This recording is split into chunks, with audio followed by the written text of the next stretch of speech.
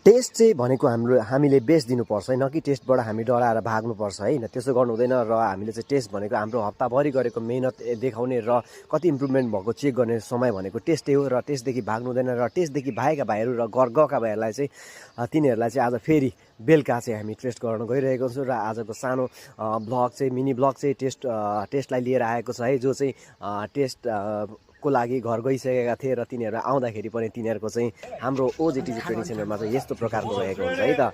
Test चाहिँ जतिखेर आए पनि दिनै पर्यो।